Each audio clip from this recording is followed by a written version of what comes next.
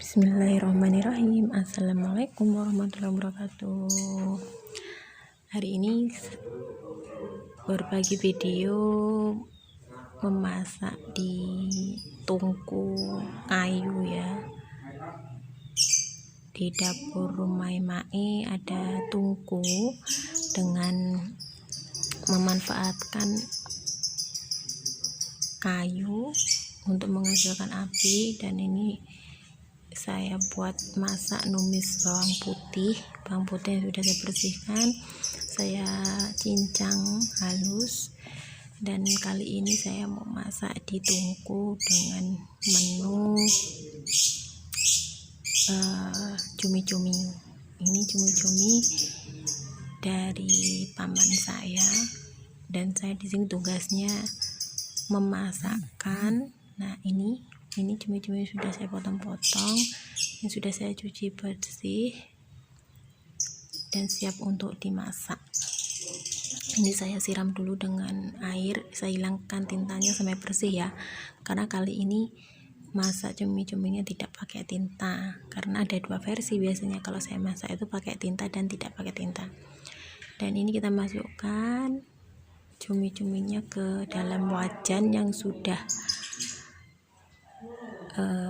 harum bawang putihnya yang kita tumis tadi ya, sudah berubah warna ke kuning emasan. Ini saya aduk-aduk tanpa menambahkan bumbu apapun, karena nanti akan saya satukan dulu, ini campur dulu biar kemik gitu ya, maksudnya ngeblend menjadi satu.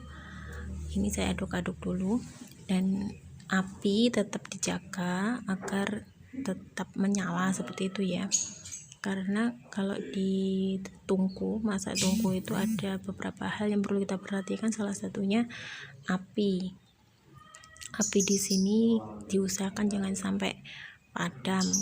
Oleh karena itu di saat kita masak kita harus membenahi api ini, melihat, mengontrol api ini, misalkan karena kayu itu kalau udah terbakar mundur gitu ya, jadi kita harus majukan untuk menghasilkan api yang jauh lebih besar lagi.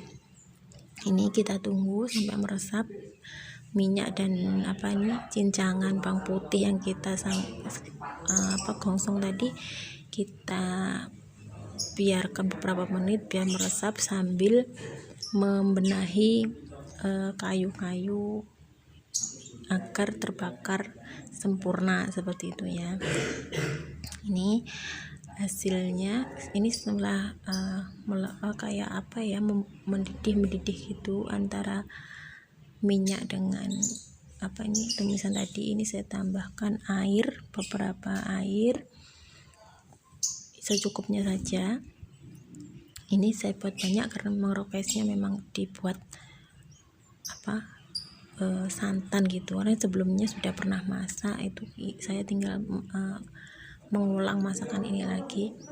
Jadi dikasih air untuk melembutkan atau mengempukkan dagingnya dengan posisi api yang lumayan besar. Ini posisi apinya agar memudahkan pemasakan dan airnya mudah cepat surut gitu ya. Ini saya tambahin lagi kayu-kayunya agar apinya menyala jauh lebih besar lagi, terus airnya berkurang sehingga meresap, bumbunya itu meresap.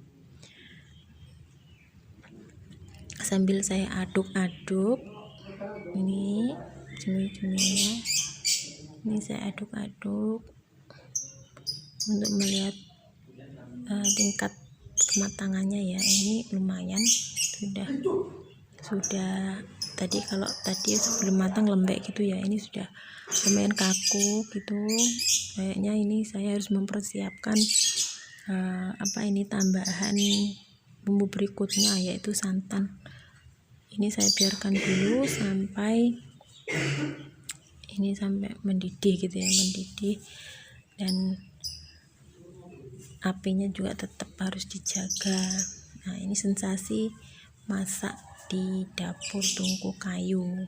Jadi ini setelah saya cuci. Ini ada beberapa daunan, daun jeruk, daun salam, dan jahe. Saya masukkan, di blend menjadi satu.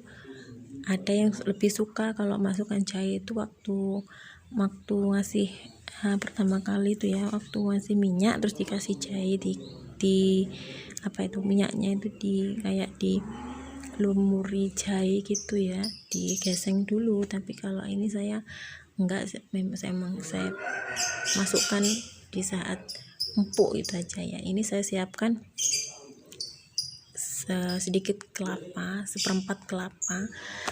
Ini akan saya potong kecil-kecil, jadi seperti ini teman-teman. Saya potong kecil-kecil, ini akan memudahkan blender bekerja gitu ya. Ini kan kalau nggak dipotong keras sekali, jadi ini harus dipotong, dilembutkan seperti ini di blender sampai halus. Dan ini hasilnya.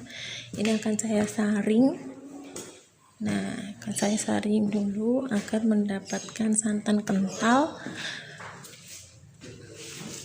Ini hasilnya tidak terlalu banyak ya. Ini langsung saya masukkan ke adonan tadi ya, yang sudah di atas tungku tadi. Ini airnya udah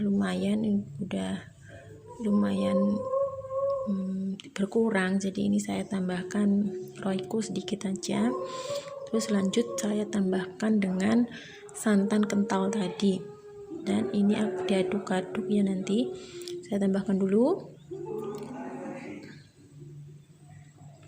Nah, setelah saya tambahkan dengan santan kental, ini nanti akan mempunyai cita rasa yang berbeda ya. Jadi ini requestnya memang pakai santan. Jadi ada yang masak cumi-cumi itu hanya dibuat asam manis gitu ya, pakai saus, pakai asam manis ya, pakai kalau gula dan sebagainya, pakai tomat, itu blenderan tomat dan sebagainya, itu bisa, karena ada berbagai macam versi.